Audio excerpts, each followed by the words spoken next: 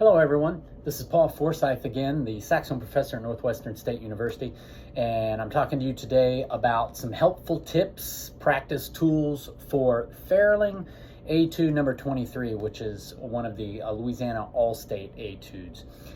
So I'm here today, I've got two things that would be really helpful for you to practice that will, again, take your playing to the next level. Everybody's going to be able to play the notes and rhythms. This is something that's going to help you stand out amongst your peers at the audition. First, I want to talk intonation. This is Ferling 23. It's lyrical.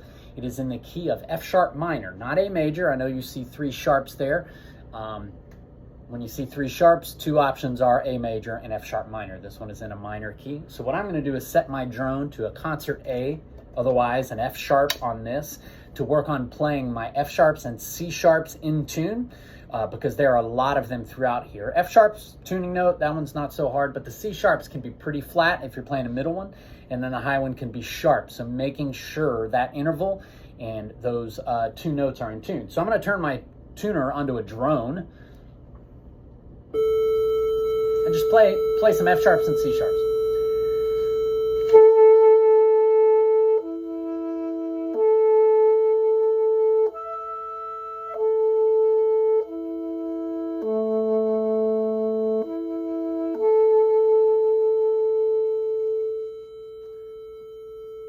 Play around with that, different dynamics, making sure they're in tune, get comfortable with that. Then I might play the beginning of this with the drone.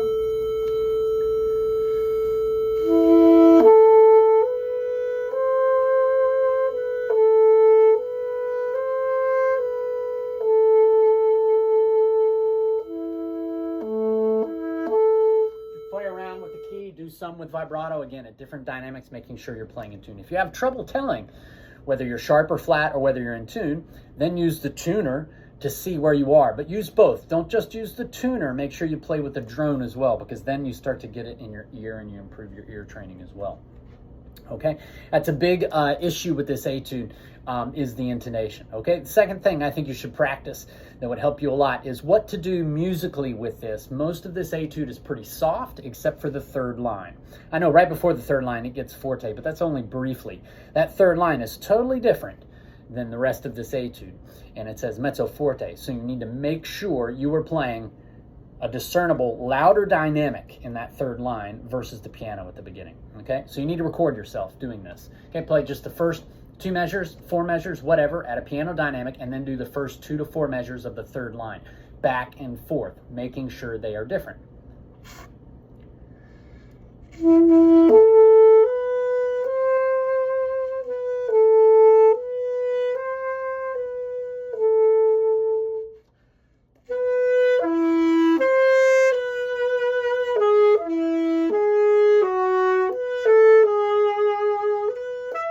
Most people would say mezzo forte is not too loud. I think you need to think of this relatively. Mezzo forte is much louder than a piano, so make sure you have that difference between the two dynamics. Okay, the other thing about that third line I want to talk to you about is I like to change tempos.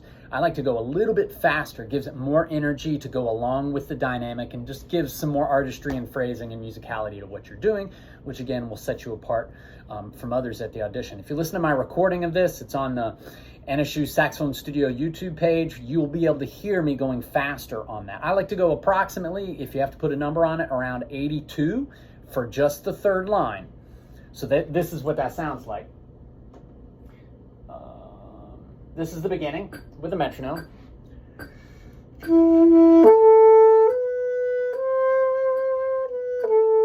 right, now if I speed that up to 82 and I play the third line,